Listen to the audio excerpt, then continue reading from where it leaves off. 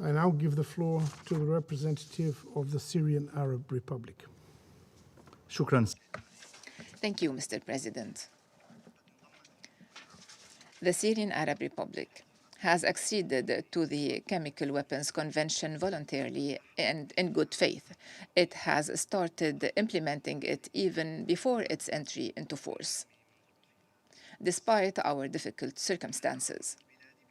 My country has been fully cooperating with the OPCW to destroy our stock of these weapons and the production facilities in record times.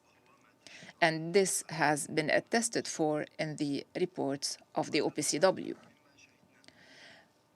Despite the politicization we have witnessed throughout the previous years, and despite the hostile approach of some states and the deliberate procrastination of the Technical Secretariat in dealing with some of the aspects of this dossier, my country has maintained a constructive approach and positive engagement.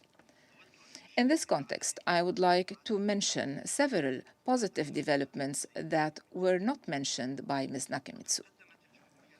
The Syrian Arab Republic has submitted its monthly report number 104 on the elimination of its chemical weapons and production facilities. It has also agreed on the extension of the tripartite agreement between the Syrian Arab Republic, the OPCW, and UNOPS for an additional 6 months until the 31st of December 2022. This should facilitate the tasks and activities of the organization in Syria. A report was also recently issued on the 8th round of inspections. The report affirmed that there wasn't any prohibited activity under the convention, and also commended the cooperation and facilities made by Syria during that round. Mr. President, it is unfortunate to see that the cooperation of the Syrian National Committee with the organization and the fact that it has been shouldering its commitment under the convention was met with ingratitude and denial. The monthly reports of the organization's Director General and mainly the recent reports focus on the negative aspects and ignore all the positive developments. The reports also presented a partial account of some of these aspects by placing them outside their context. Therefore, the chair of the National Syrian Committee have sent several letters to the Director General explaining several inaccuracies included in the reports of the Technical Secretariat and asking to rectify these inaccuracies. Mr. President, I would like to tackle some of the aspects that were raised in today's discussions. First, with regards to the high-level meeting between the Minister of Foreign Affairs and the organization's Director General, I would like to reaffirm that my country immediately welcomed the invitation to convene that meeting. We were keen on holding it as soon as possible and asked to agree between the two parties on the venue and agenda of that meeting. During the consultations, the Syrian party has suggested to hold the meeting in Damascus. The Director General, however, did not positively respond to that proposal. He even went to giving a pretext that is unprecedented in the history of the organization. In his introductory statement before the Executive Council of the organization beginning this month, he claimed that he cannot hold the high-level meeting in Damascus under the pretext, and I quote, in English, In any event, as a Director General, I cannot justify traveling to a state party that has been deprived of certain rights by the Conference of State Parties.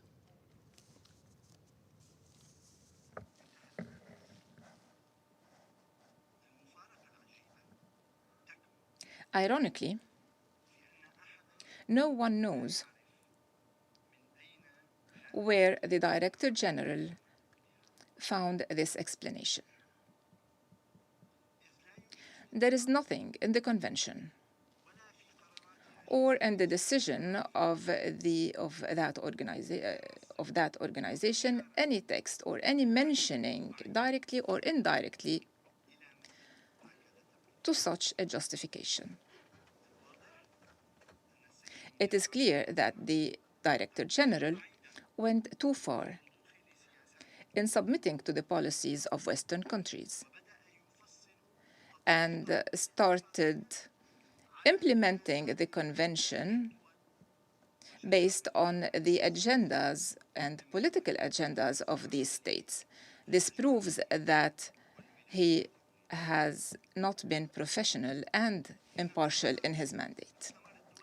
The decision of the Conference of the Parties to suspend the rights and privileges of Syria in the organization, which was imposed by Western countries through lobbying and blackmail, does not mean in any way that the Director General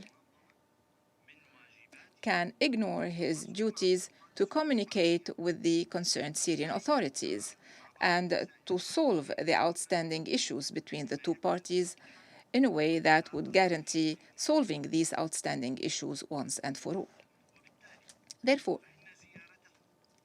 his visit to any state party is not a privilege granted by the Director General to that state. It falls within his tasks and mandate.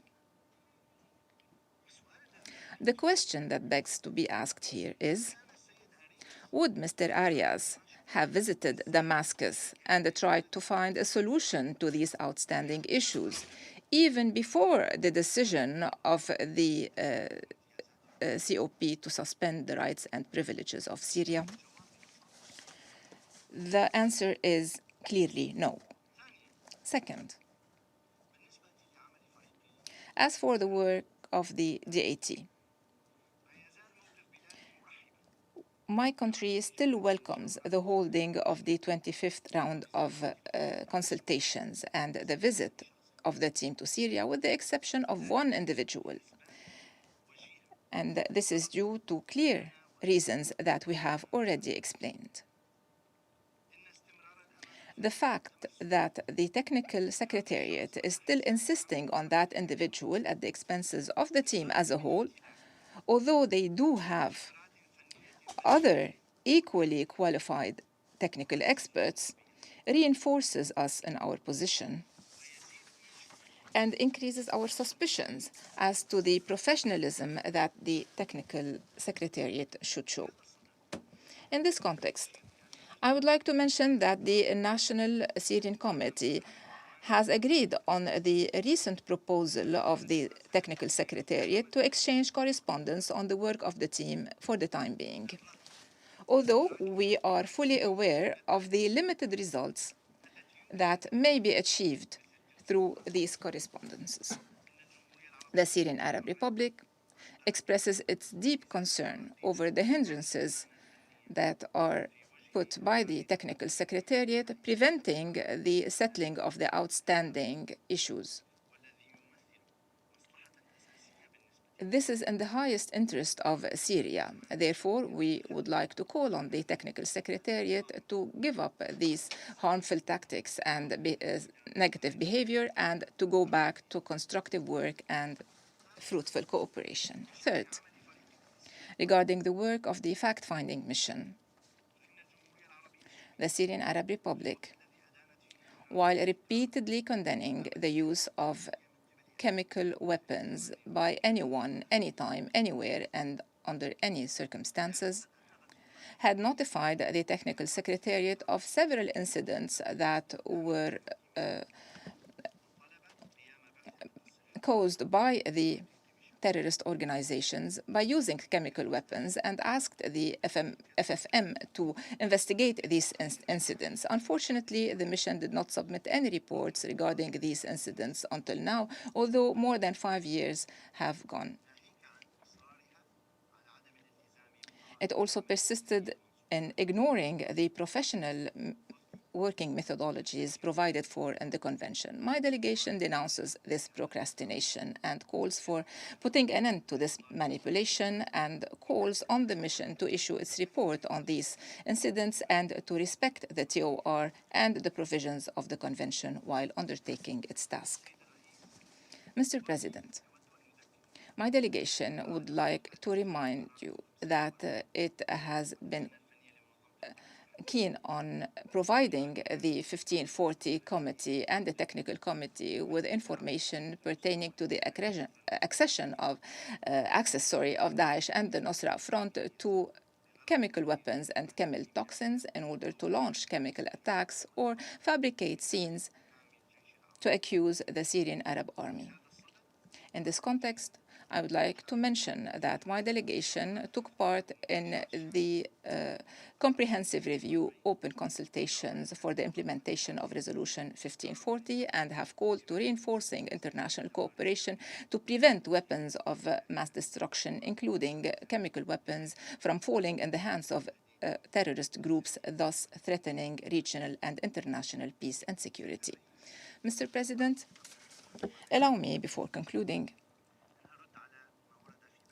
to answer some of what has been said in the statements of some countries. The colleague representative of the United States in his statement used the term regime several times to talk about the Syrian government. I would like to ask my colleague, the delegate of the United States, are the resolutions of the Security Council or the decisions of the OPCW mentioning member states as regimes or as governments?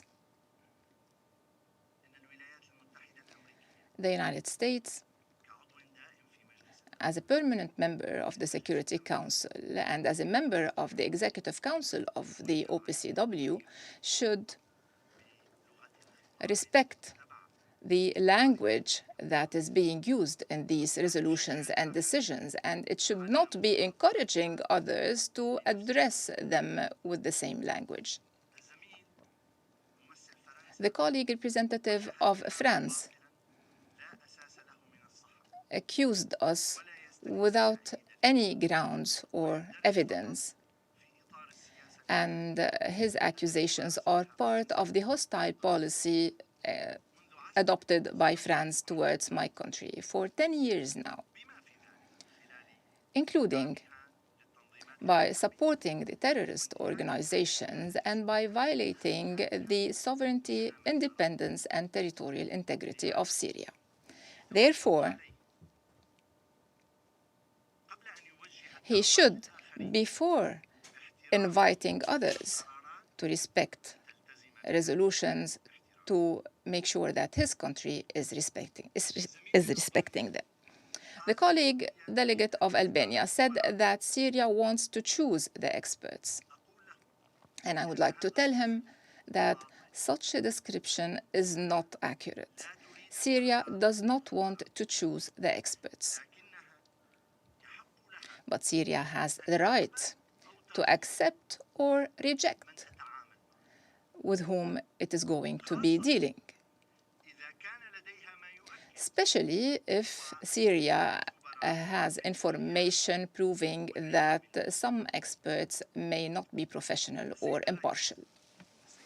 Mr. President, ladies and gentlemen, this kind of hostile, aggressive, non-constructive discussions leads nowhere.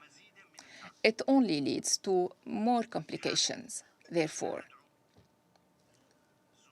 I call on the colleagues to refrain from such hostile declarations and to adopt a positive approach, thus allowing the Council to shoulder its responsibilities in line with the UN Charter and in total respect of the sovereignty and independence of the member states and the principle of non-interference in their internal affairs.